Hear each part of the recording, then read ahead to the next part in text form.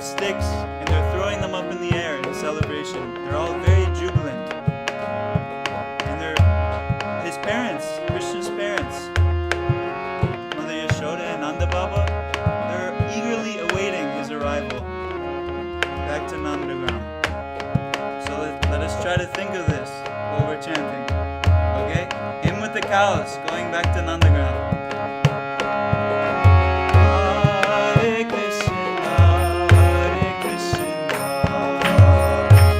Krishna,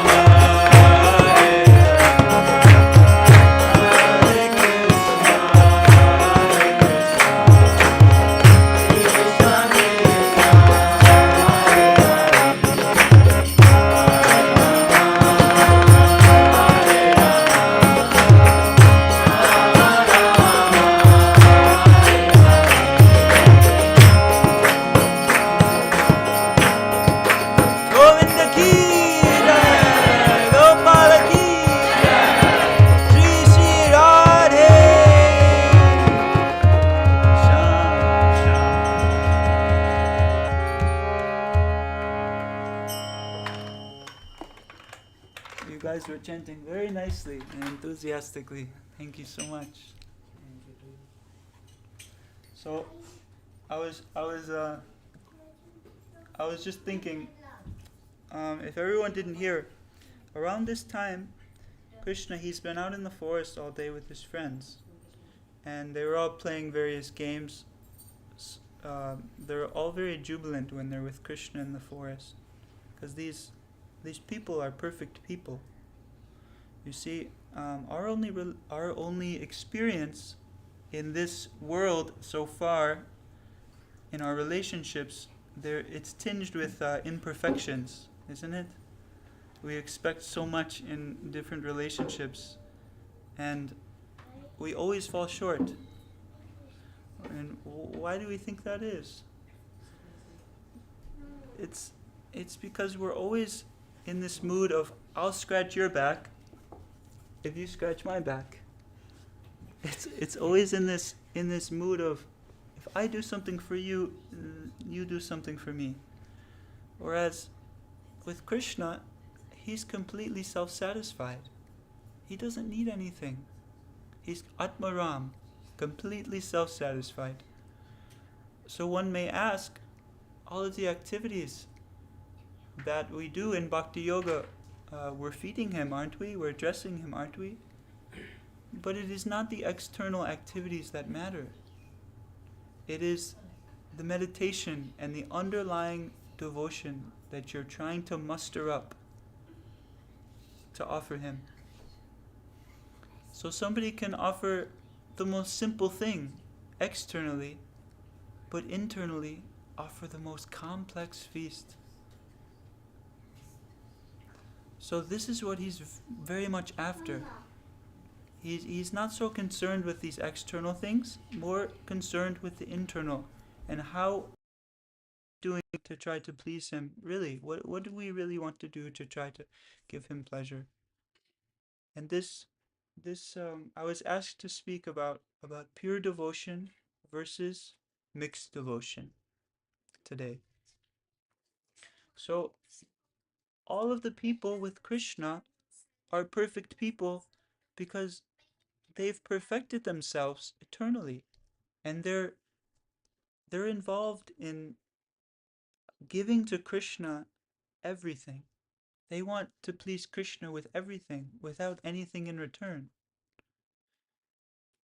When we're coming to devotional service, there's different reasons that one may come, and this is very normal. In fact, Krishna gives 4 of them in Bhagavad Gita. He says one who is inquisitive after wealth, one who wants knowledge, one who wants to know me, and also one who is suffering very much. So these are the 4 main categories of people that will turn to Krishna for help. And although in the beginning it is not pure, it is tinged with some thing for myself, doing some worship to receive some benefit for myself, eventually it will become purified if we take the association of the people who have reached that purified level of no longer wanting things for myself. I have a good friend, and he's from Jagannath Puri, and he was telling me with tears in his eyes, where I come from, the students, they break a coconut for Lord Jagannath and ask him for a good grade on their test. So the point he was trying to make was, there's so many different demigod worship, there's so many different forms of worship, worshipping the ancestors, worshipping Krishna even, but you're doing it only because you want some result. You're so close, but so far. It takes a lot of effort to try to purify our desires, so those desires are totally aimed towards him, giving him pleasure. So there's an example that's been given. Has anyone here heard the pastime of Dhruva Maharaj? in the Srimad Bhagavatam. Does anyone know about Dhruva Maharaj yet? Yeah? Okay. Wonderful. Yeah, yeah. Don't worry, I'm not gonna put you on the spot. So there's there is this very nice devotee, and he decided, I'm going to the forest and I'm going to do some penance. I'm going to do some austerity. And why am I going to do this? I'm going to do it because I want a bigger kingdom than my father's. So he was very much wanting material prosperity and wealth. And there's a verse, Giridhari, maybe you remember what Dhruva Maharaj said. I have it here. Maybe I'll pull it up. So he said, he went with a desire, Dhruva Maharaj, to obtain a very nice kingdom. And he was doing so much austerity in the forest. At first, he would just take food once a day. And then he minimized that. And then it became every 2 days, every 3 days. And like that, he became very, very austere.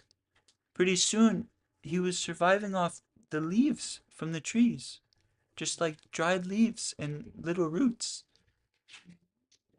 Only what I think the first grade, he survived on the dry days. On the first, once in every 3 days, he takes only once. And the first month, the entire first month, he takes only dry leaves, whichever is on the ground. That is the one you go once in every 3 days. So he spends 1 month like that. And he thinks like this is too much, I'm taking too much. Then second day he takes less more actually. Then takes only water and once every 6 days. So he stops taking the solids, the leaves, and then water every 6 days. That's the second month. So then after end of the second month, he thinks like, this is too much. And then I control more actually. Then the third month, he only takes like the breathing once in every 9 days actually. Then after it's also still too much. Then the fourth month, uh, like he will not take anything, and then he will completely stop, and then he just like focus completely. And fifth month, this is too much, and he only stands on one leg actually. Then every month he actually increases his austerity and as well as his devotion towards Vishnu. And then after 6 months, then he appears. So that's how Prabhu is living. I think that's the swap. Right, Prabhu? Yeah, thanks, Giridhari. So Giridhari is a big scholar. He knows what's going on. It's very nice. So no, you're helping us out. It's wonderful. So Dhruva Maharaj, he was doing like this, but what was the motivation? It was for something so petty, he said. I went to the forest for something so petty. The one I was thinking of was, I was looking for sand. I was looking for glass in the sand, but I've come across a great jewel. Because what happened, through his austerities, the Lord came to him. He said, what do you want? And after he saw him, he forgot all about the palace. He forgot all about material wealth. And he just wanted to be with him. He just wanted to love him. Because it was the first time he saw a person so beautiful. It's the first time he saw someone so perfect. That blue-colored boy. So, although his motivations he was materially motivated, Krishna looked past that, and he was okay with it. Eventually, he became purified through that. So everyone, when they come to this science of bhakti-yoga under the shelter of Srila Prabhupada, they come with some type of material motive. And after a while of practicing and being around those who have reached past these stages, the Lord comes and he personally intervenes with your life. And you establish what's called communion with him. And this is done through associating with a pure devotee like Srila Prabhupada. One may say, how can we get his association? Didn't he leave his body? He left himself in his books. So when somebody studies and understands the mood of Srila Prabhupada's teachings, slowly they become so purified. And actually, there's a special place in Krishna Loka for them if they're under the shelter of Srila Prabhupada. He said like that. He was so merciful to us, Srila Prabhupada. He watered it down so much. He gave it to us on a silver platter. When he came, he said, okay, my disciples, you take just enough to maintain your body, chant 64 rounds a day, do everything for Krishna, live in the temple, give all your money. But he saw that the Kali Yuga was progressing so fast. He saw nobody is really able to fix their mind and chant 64 rounds a day. And then what did he do? He dropped it down. Okay, therefore just chant 32 rounds a day. That's all you need to do. Very simple. It's half of what my Guru Maharaj has prescribed me. It's half of what his society is chanting. Please, just take to the holy name. But still, the mind is wandering so much. And they were not even able to do that. So he brought it down to a mere 16 rounds. 16 rounds it's very quick. It's the way I look at it, the 16 rounds are like throwaway rounds almost. Because it takes that long to control your mind anyway and start meditating on him. So Srila Prabhupada gave us so much on a silver platter and simplified like anything. He told us to abide by Ekadashi. But we have such a hard time controlling our tongue that we can't stick to the standards that he was promoting.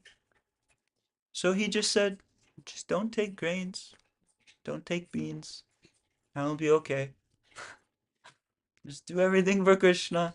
You know, he simplified it so much. So this was Prabhupada's mood coming to the West, because he had other god brothers that came, went to London, even one went to US, way before. But they were not able to give this heavy life of a sadhu to the normal people. So Srila Prabhupada is giving it to us. And we should be enthusiastic and encouraged that such a saint, such a dear friend to Krishna, somebody who is so dear to Krishna, who can say, here is Krishna, take him, is willing to do that. But what is my position? I am saying, no, I am more attracted to this, I am more attracted to that. I don't want Krishna. When I want to think of Krishna, then I want Krishna. But when I want these other things, I want these other things. So the goal is to not have a duplicitous attitude in spiritual life. It's to just be yourself.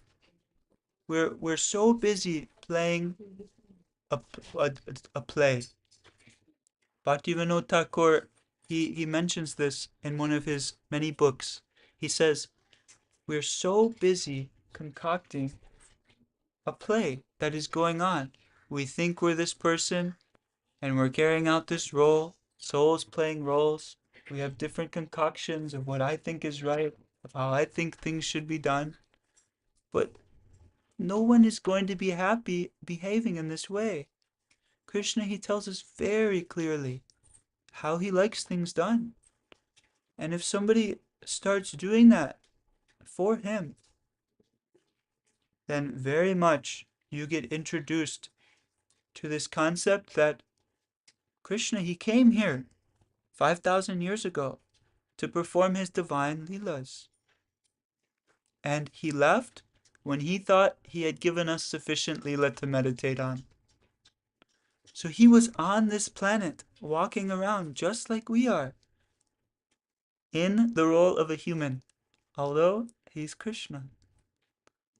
And he came to show us these leelas, to give us sufficient meditation. And if we realize that he came here, so therefore this is his divine leela that we're still taking part of. Krishna is still here. If we can realize this and take part in his Leela, the divine play, then life will become extremely blissful. And these other desires, they will completely vanish. They will completely go away. One may ask, well, Krishna, he left, didn't he? So how can you say it's been 5,000 years since he was on the earth? So how can you say this, that he's still here with us? Well, there was a great devotee, a messenger, in fact. When Krishna went to Mathura, all of the residents of Vrindavan were in a fit of despair. They couldn't even carry out their normal household duties anymore. They couldn't even clean. They couldn't even cook. They would just sit like paintings on the wall, just lamenting, my Krishna, you've left, you've gone to Mathura to be with these wonderful women of Mathura, and we're just simple cowherd girls. We're just simple Brajvasis. We just live in a village. We're very simple. He wants to go and he wants to enjoy with the women of Mathura. So they were in such a fit of despair over their Krishna leaving them. So Krishna, he knew what was going on. He knew the devotion of the Brajavasis. So he sent a messenger with different letters. And this messenger came and would meet with the different Brajavasis and tell them the different letters that Krishna wrote. And it wasn't until reading them many letters until they actually became satisfied. Many messages from their Krishna. In fact, the messages, they would send them even further into their despair of missing Krishna, until he read the last letter that Krishna wrote.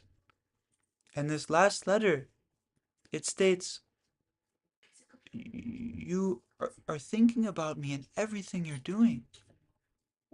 You're so devoted to me, and I am always in your heart. There is not a second that goes by that you're not meditating on my form, my leelas, my time that I spent with you. And therefore, I never left Vrindavan. I am right there with you in your meditation and in your longing to be with me. I am right there with you. So when somebody cultivates and trains his consciousness to think of Krishna, what is he doing right now? And it's not something that we just make up. There are so many books showing exactly what he's doing, exactly when he's doing it, exactly where he's doing it, with who he's doing it with. So this is the importance of hearing about Krishna. We can hear the Mahamantra and we can try to chant and give some time. I'm going to set this time aside for Krishna each day and I'm going to chant his names. And the best thing to do in the beginning stages is to make sure you're pronouncing it correctly. Hare Krishna, Krishna Krishna, Hare Hare, Hare Rama, Rama Rama, Hare Hare. See, there's 16 words, 32 syllables. So this means Rama, Hare. You have to get all your syllables in and you have to train the tongue to chant his names properly so he appears, right? Otherwise, if we're just chanting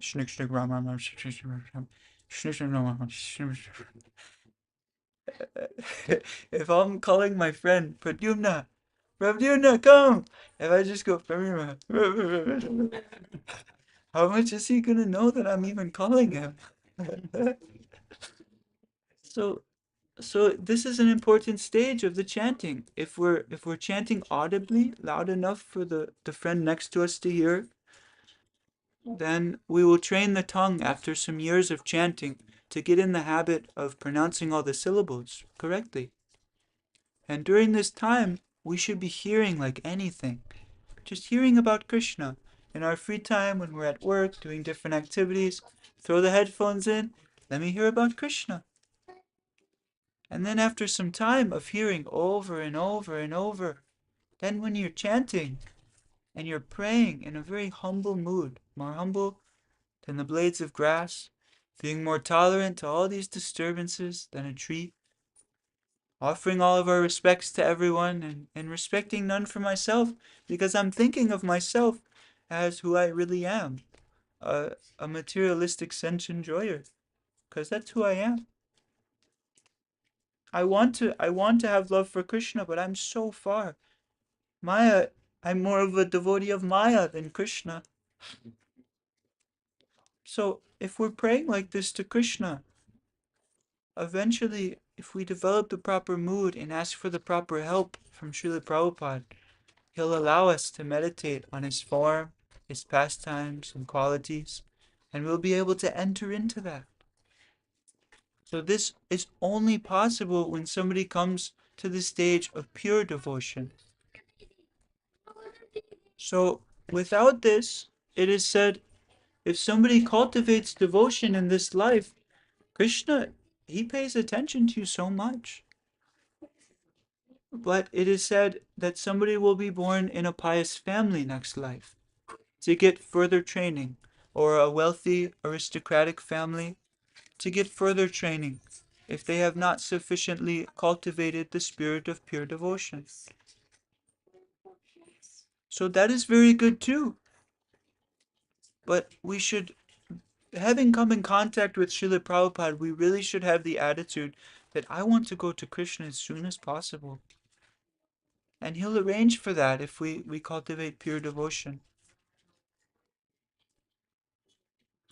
So there's an example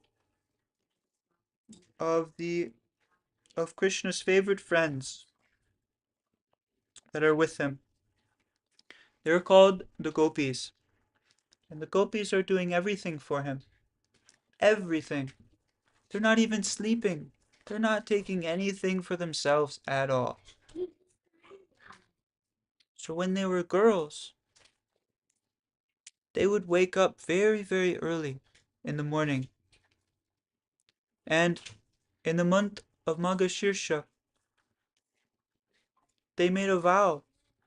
It is a traditional practice in India that a young girl around the age of 7 to 10, maybe even earlier, 5 to 10, when she has a desire for a husband, she will pray to Katyayani Devi. And she will worship her in a way where 1 month out of the year, October, November, so the end of October and the second half, the first half of November, she will make a vow. And she will say, I want a qualified husband so I can take proper shelter. In the Vedic culture, a woman who is not married is considered unprotected, and it is a very dangerous position. So at a very young age, as all of you know, it's very common for the parents to arrange a marriage. So before this happens, it is a tradition that the young girl, she will pray to this goddess to seek her blessings to give her a qualified husband. So the demigod worship is often for some benefit. It's often done, I'm going to do this puja and I'm going to request something for you and they will provide. The demigods are in this material world still. So they also have desires. They're also devotees of Krishna. But it is not on the topmost platform to do such worship. You see, a lot of brahmanas, they'll come to smarta brahmanas and people involved in the demigod worship, they'll do so many sacrifices for some spiritual potency or material potency. I want shanti, I want peace, I want wealth, I want prosperity, I want health. So there's so many sacrifices you can do to different demigods to receive this. But Krishna is saying, just worship me, just surrender unto me. And all these demigods, they are accepting, but they will only give if Krishna, their Lord, is going to sanction. You see? So the young girls of Vrindavan, they really wanted a husband. And in fact, they heard stories about Krishna. And they saw Krishna in different places. And they made a vow. I'm going to do this worship to Katyayani Devi, Durga. And I'm going to worship them on the bank of the Yamuna.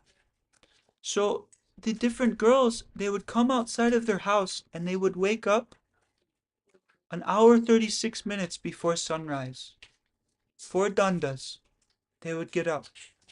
And when these girls originally got up to go to the bank of the Yamuna, they did not necessarily know each other was going for this sacrifice.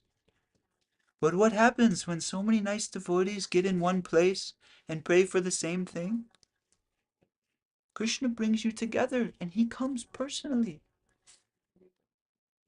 So what had happened was they left their house in the dark.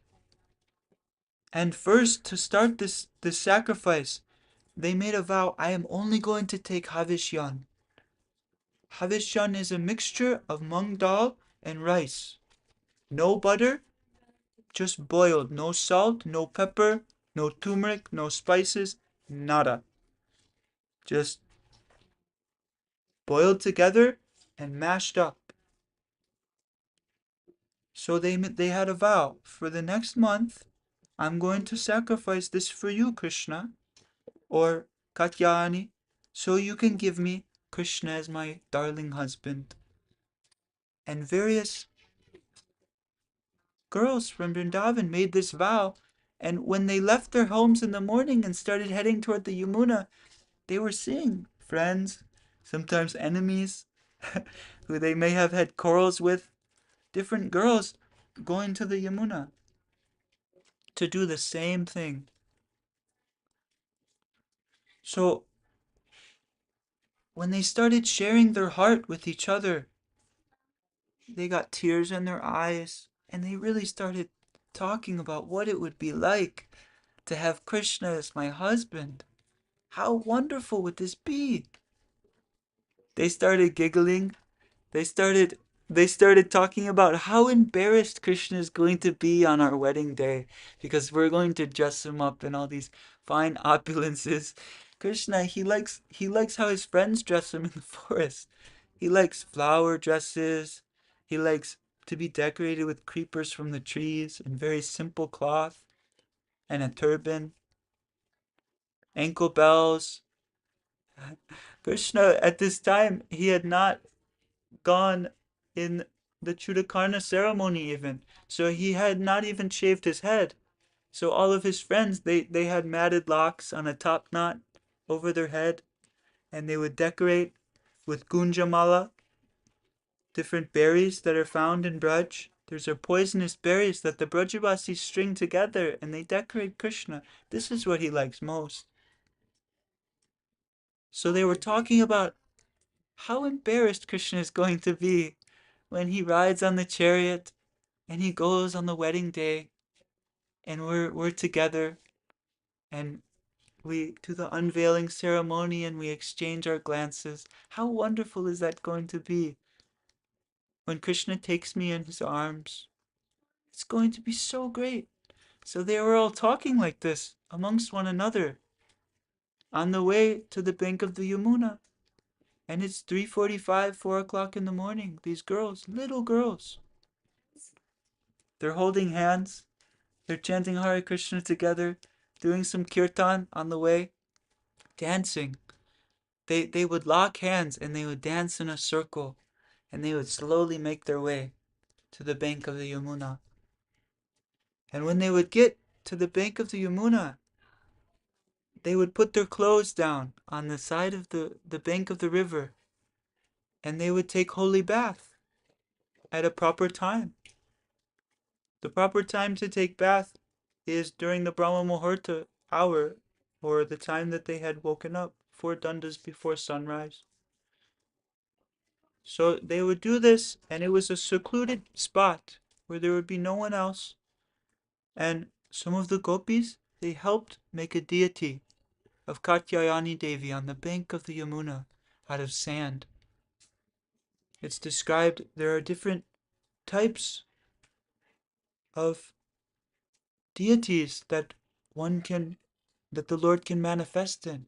He can manifest in a stone form. He can manifest in a sand or a dirt, a mud form. He can manifest in a full-size murti form. He can manifest in the holy name. He can manifest in the heart. There's many different deities given.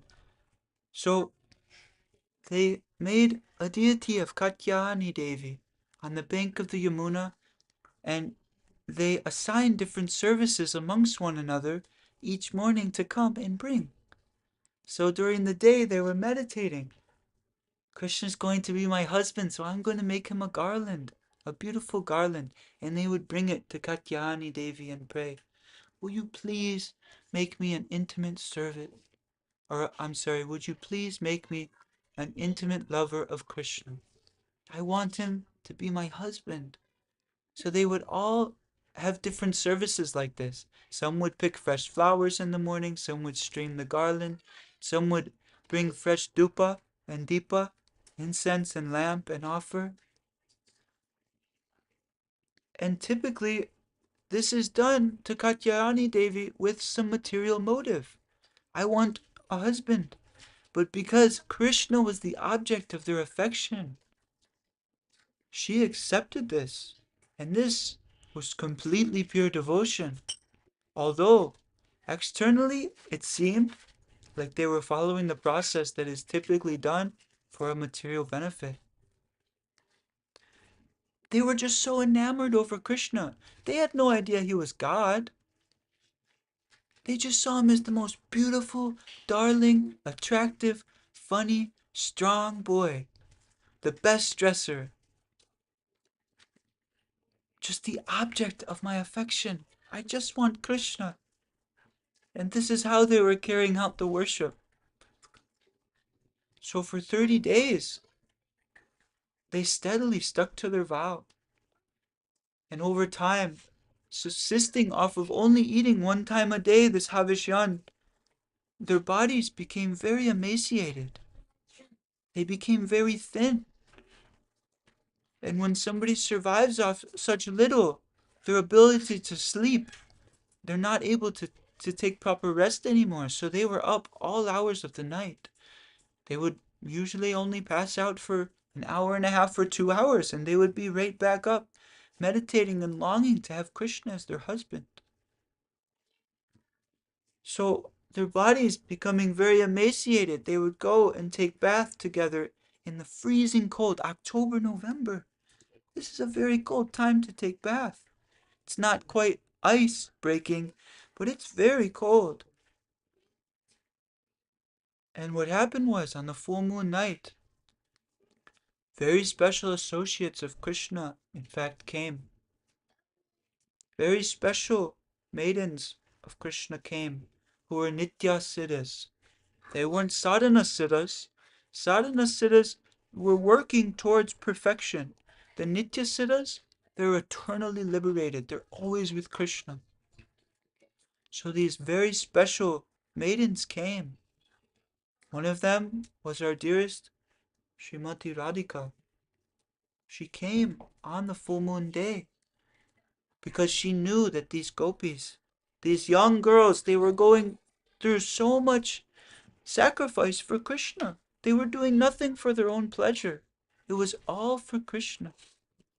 Of course, in turn, having an attitude like that, they would get Krishna as their husband, so they would achieve the topmost pleasure. You see, so this is the other side of the coin. On one side of the coin, externally it may appear that Vaishnavas, or people who have come to the path of bhakti-yoga, have very little material possessions. But internally they are given everything. As soon as somebody who is on a pure platform of devotion has a desire, in fact, Krishna will send it their way. It's just up to him. The only thing separating that is time. Because the devotee knows, I'm not going to get it on my time. It's only for his will. I'm just going to try to please him. And if I have a totally spiritual desire of way to please him, Krishna is going to take care of that on his own time, whether it's in this birth or 1,000 births from now. Haribol! A 1,000 births from now, I'll get to go back to Krishna. How wonderful!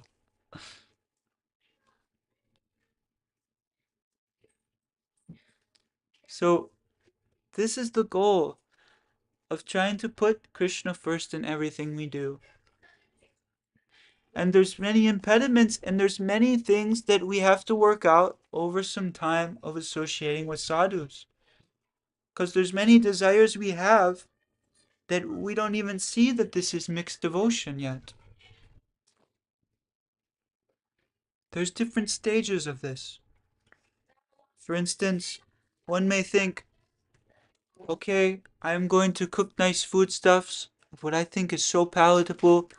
I'm going to offer it, I'm going to say these prayers, and then I'm going to take this nice food, and everything will be nice. But how much are we in tune with what Krishna wants to eat today?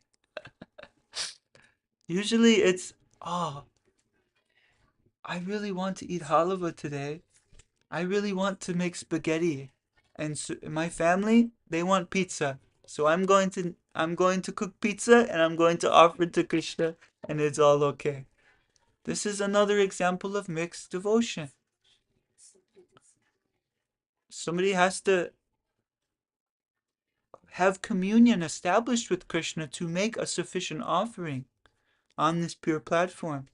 Of course, anyone can offer a leaf, water, fruit, prayers, and Krishna will accept if it's done with love and devotion. But with love and devotion is the main thing. If we're busy thinking, how many people are going to eat after I ring a bell and say some prayers, how much are we thinking of Krishna actually eating this? If we're thinking, oh hey, you're offering some fruits and some milk, I really want fruits and milk too, so will you offer extra for me? Are we really thinking of giving this to Krishna for his pleasure? Are we really in tune with what Krishna takes at this time of the day and how his devotees serve him and what he likes to eat? Krishna doesn't eat pizza in the spiritual world.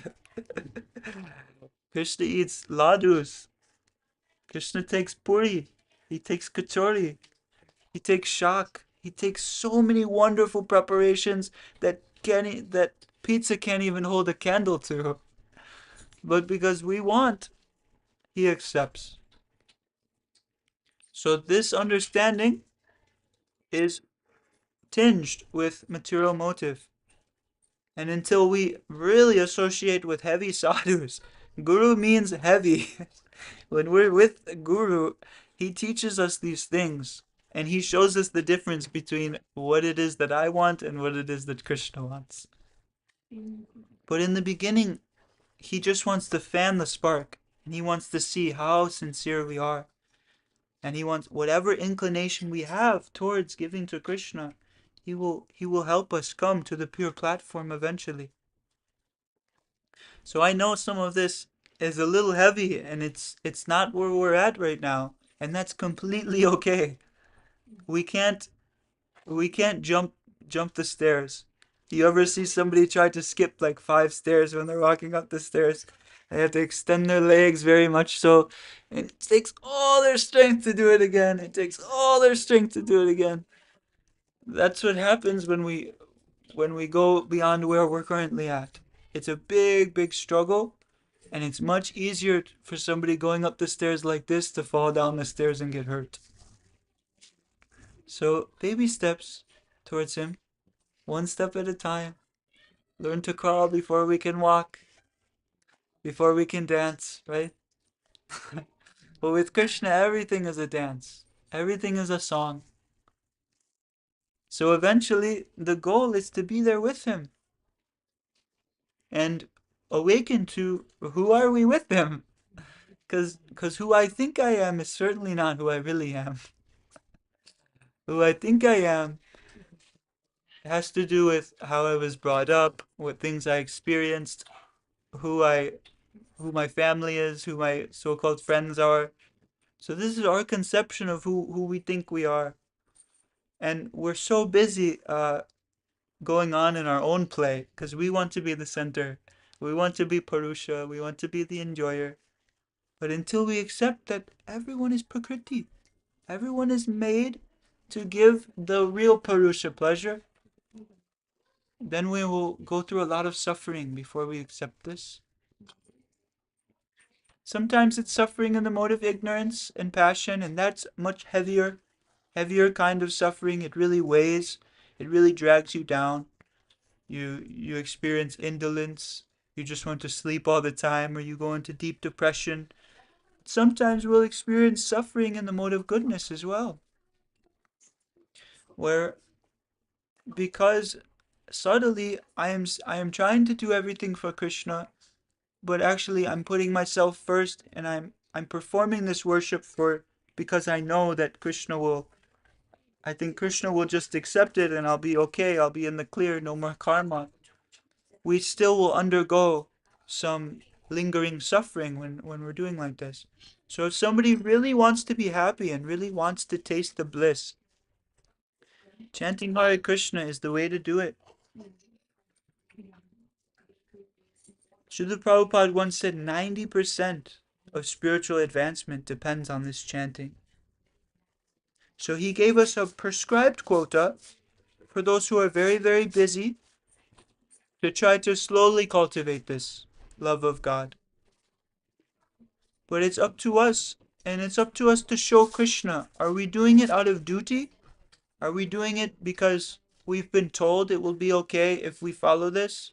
Or are we doing this because we really just want to adore that blackish cowherd boy who is always telling so many jokes and he's always stealing butter?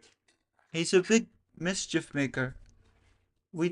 Do we just want to love him, or are we doing it for something else?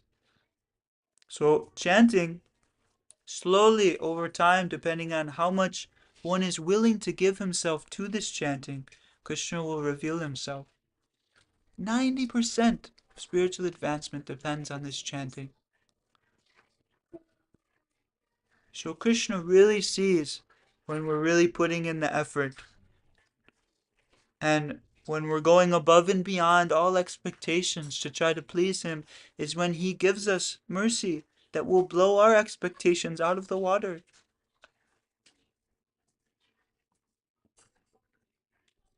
So when Srimati Radharani came with the other damsels of Braj, young girls, they were bathing, and Krishna, he came. He came with a couple of his friends. He came with Vishal, he came with Arjuna, Stoka Krishna. Not the Arjuna on the battlefield, different Arjuna. So he came with some of his friends because he knew that these young girls were praying like this totally purely. Totally not wanting anything for themselves and just wanting to love Krishna. So Krishna himself, he came on the full moon night, and they were taking their bath and worshipping Katyayani Devi. And what happened? Krishna saw their clothes on the bank of the river. And what did he do? He took them and he climbed up into the tree and he made a hammock out of them. And he was sitting in his chair just looking at them with so much love. It is not a custom for young girls to be in such a condition in front of a man. How embarrassing. What is to speak of the person that they want as their husband? These are chaste young girls. They're so young that lust, Krishna is so young, this has not even awakened in them yet. So they're so embarrassed. Where are our clothes? What happened? I swear we put them on the bank of the river. And then they see Krishna up in the tree. And Krishna is sitting with their clothes. And he says, if you want, One by one, I want each of you to come up to me and I will give you your clothes back. So they were so embarrassed. But even societal norms, even what is expected in society, the gopis gave up and overlooked because they just wanted to please Krishna. They just wanted to please Krishna. So they came, and one by one they were going up to Krishna like this, covering, and Krishna says, "No, I want you to accept your cloth here." And they had to drop their hands and even give up this idea that this is improper. This is an improper thing. So we see, this is why I'm illustrating this story. This is pure devotion. We talked about Dhruva Maharaj, who he was motivated by something for himself. He wanted a nice kingdom. And eventually, after getting darshan of the Lord, he didn't want anything else. So when somebody comes with some material motive and they establish that communion, they realize, oh, I don't want anything else. Because I'm finding when I just give this much, Krishna will give to infinity and beyond to me. You see, when somebody realizes that, what use is anything else? So Dhruva Maharaj, he realized this, and even though having some material motive for himself, he came to the pure level of devotion, of just wanting Krishna.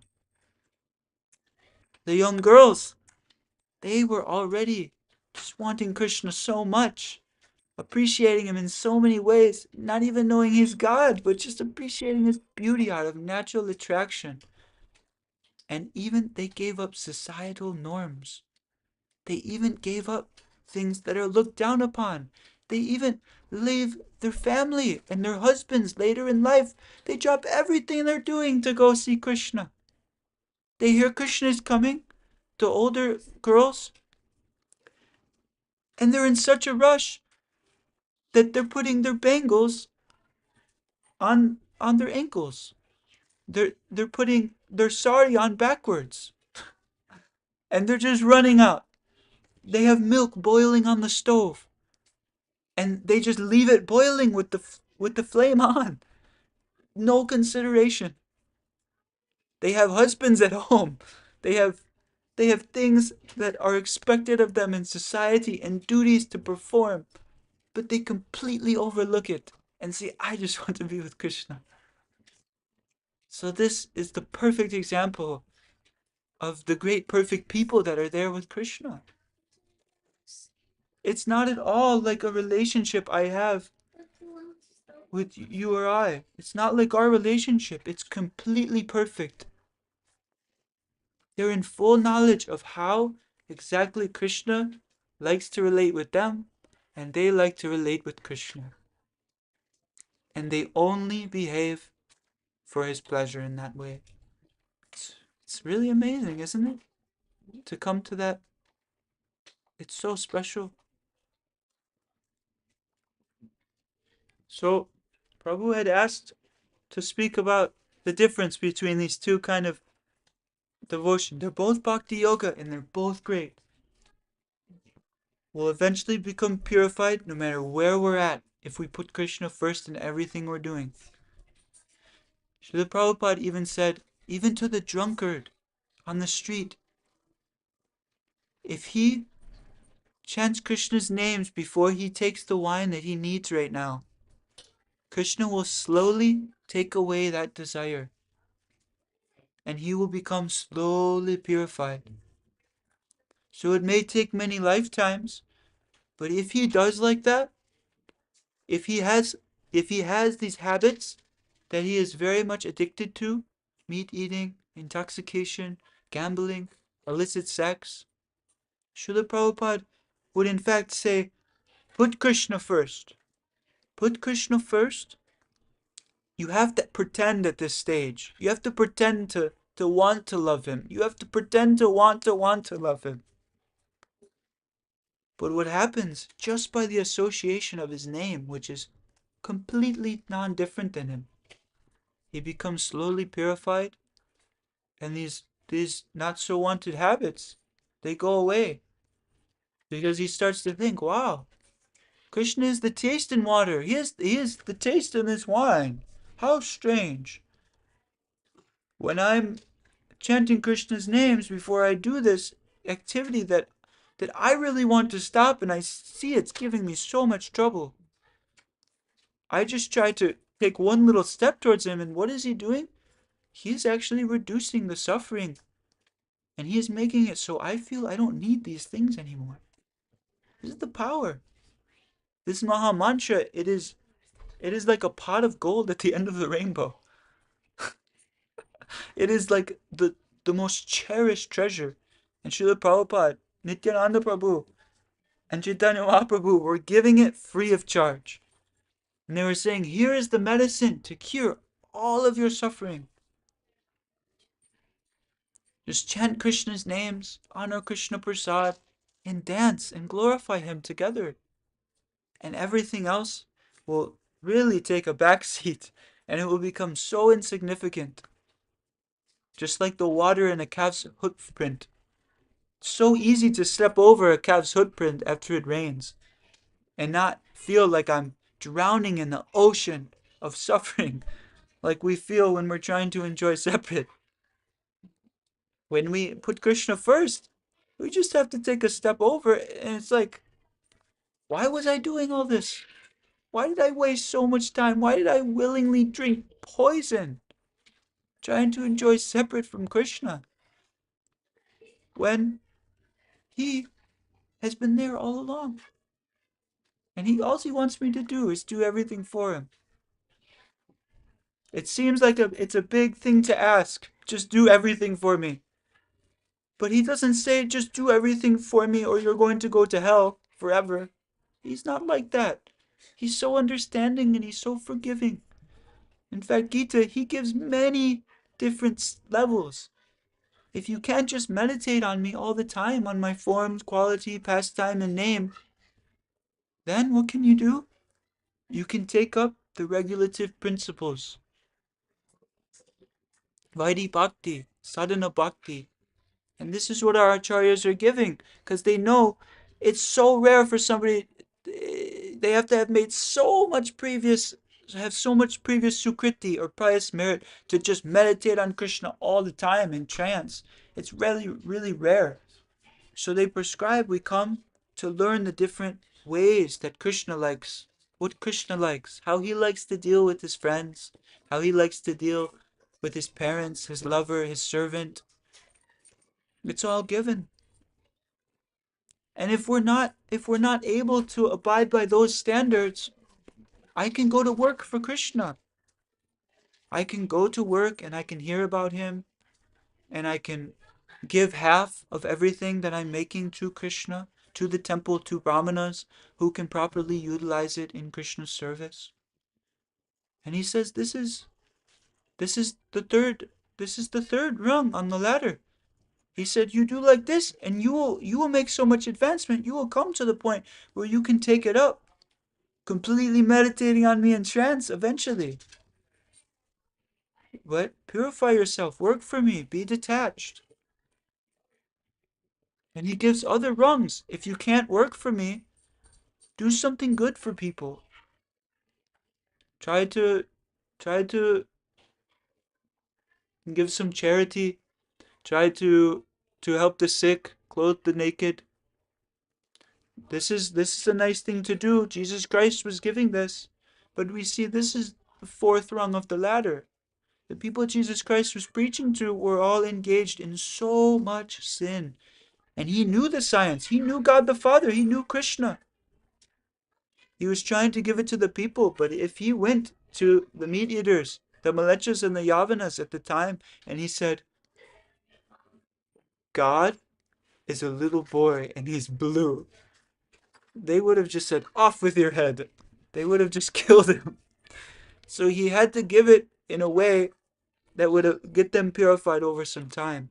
So Krishna is giving these steps. He says if you can't do pious merit, just try to meditate, or try to do some yoga, or try to think and meditate on some concocted form of God. And this is where like the impersonalists come in, where they might be meditating on Brahman, on the all-pervasive white light, on everything being one. Krishna gives this too. But he's definitely not saying that this is the conclusion of what we're trying to do. He's definitely saying that this impersonal white effulgence that the impersonalists are perceiving everything to come from is my covered self. This is my effulgence. I am so much shining that I am only going to reveal my form to those who worship me with love and devotion.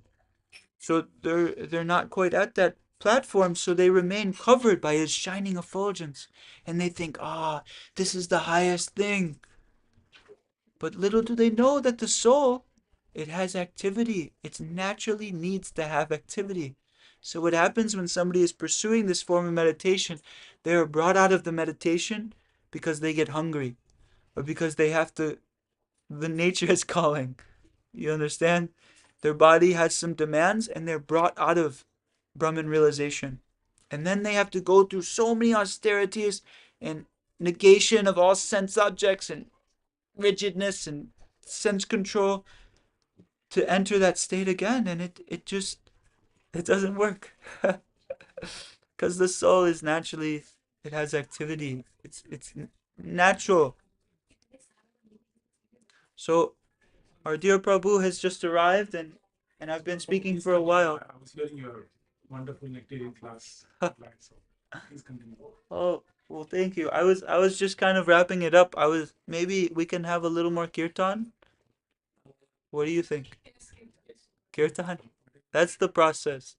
We can try studying so many verses and articulating so many things in Shastra. But Krishna is not conquered by jnana. He's conquered by love. If we learn to meditate on him in the mood that his devotees are serving him, and try to cultivate real feelings in this chanting, that surpasses anything else. So often I just like to keep it short and sweet, although I feel like I've been speaking way too much already. So thanks everyone for being so nice and attentive, and like, you guys are a really special group here. Really special. You guys are all so sincere, and Srila Prabhupada promises us if we follow how to take up this process, the result will come. It is just time separating. Hare Krishna.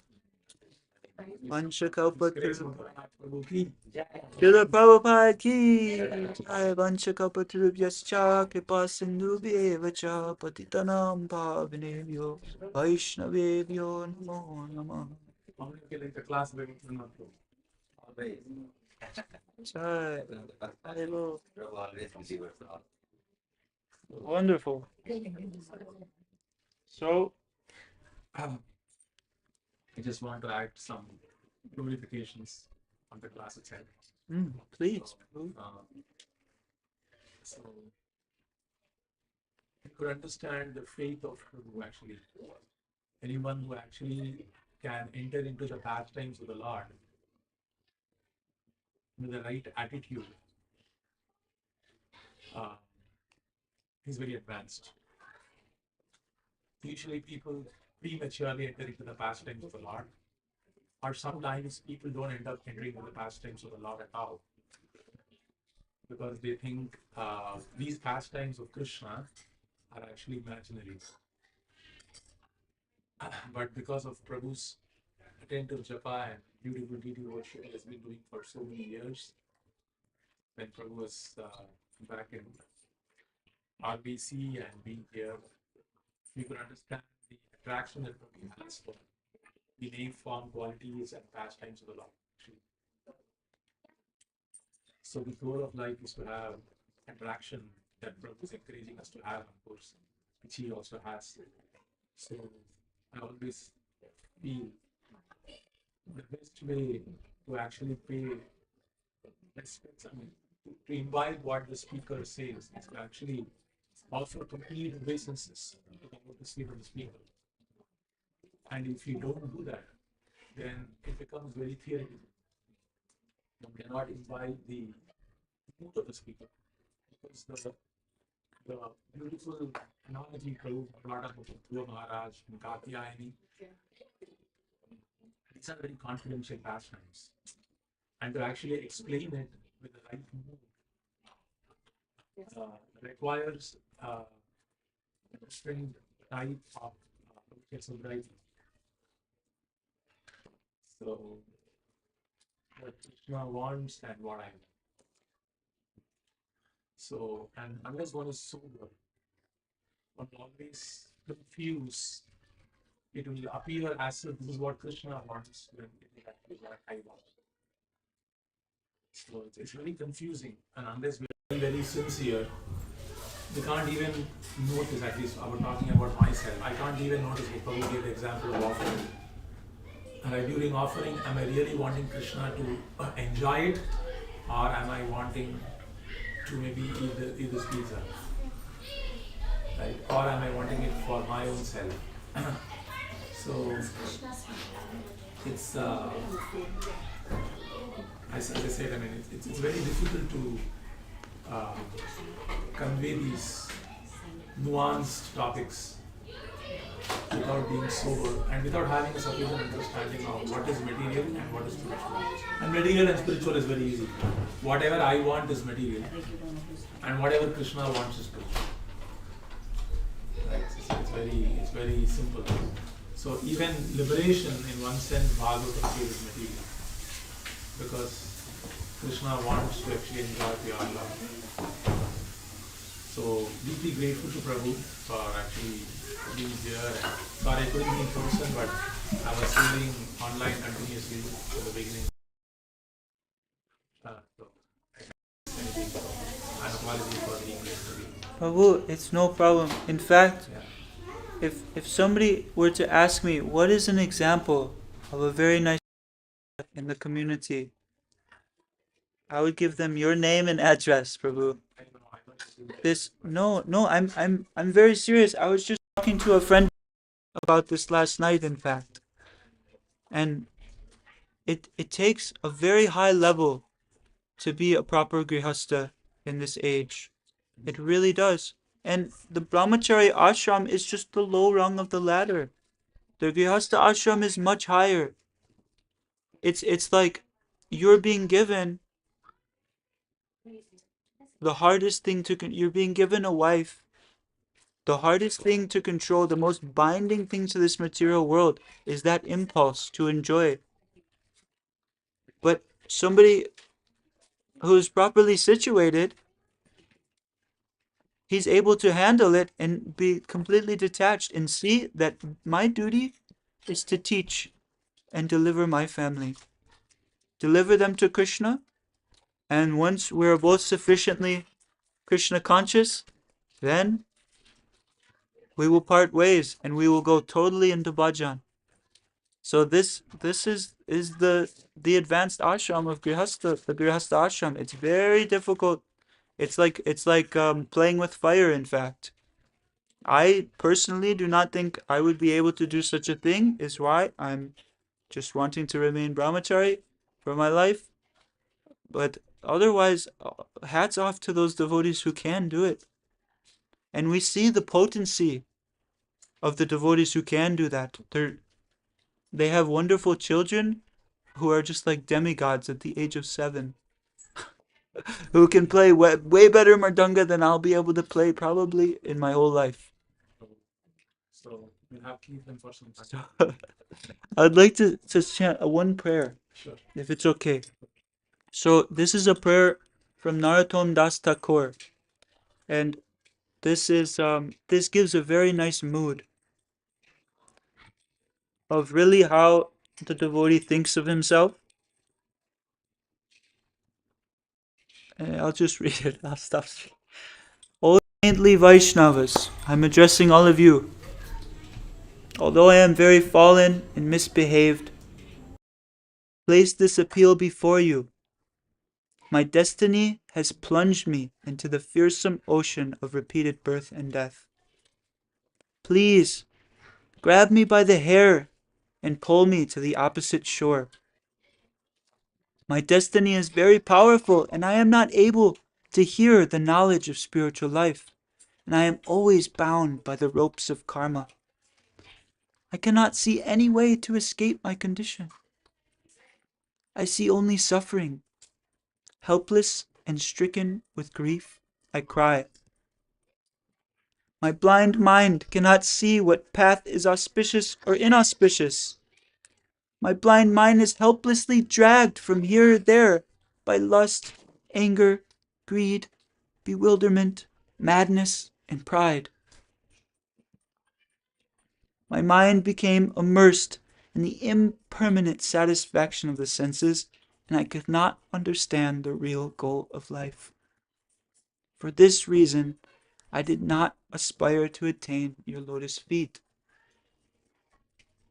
Narottam Das says, now that I am able to see, hear, and touch the Vaishnavas, I have become free from all fear. Narottam Das ki jai. Srila Prabhupada ki jai. Prabhu, would you like to lead kirtan? I should? Okay.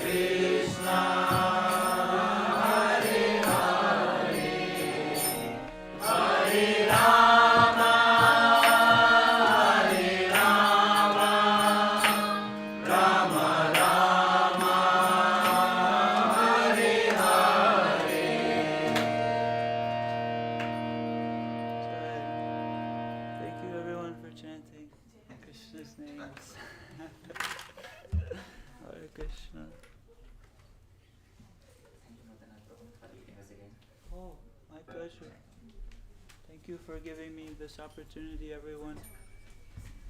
Before, just ask if there are any questions. Yeah. Anyone have any questions, comments, or Prabhu want to add something?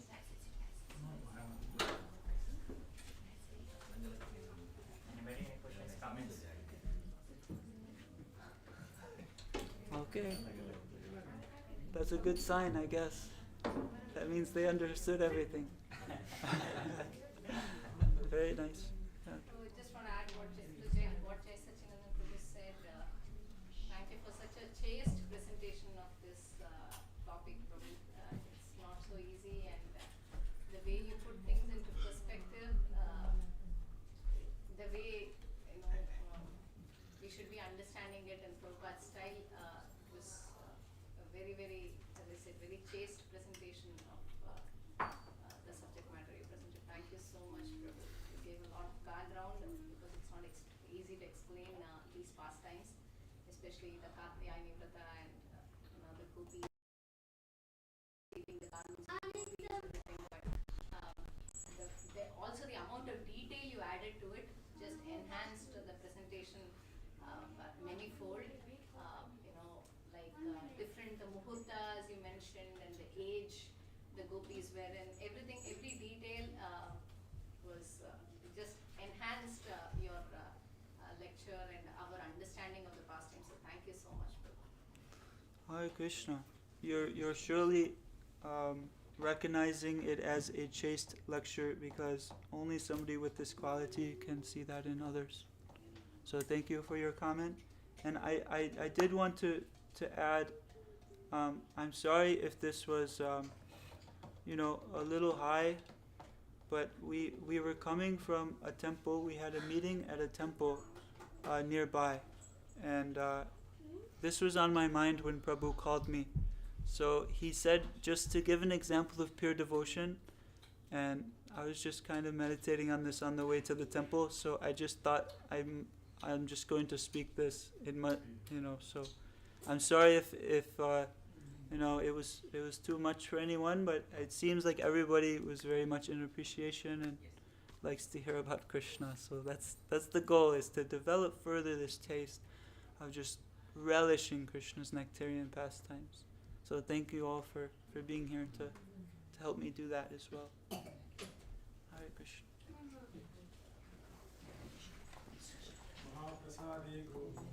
Mahaprasade Govinde.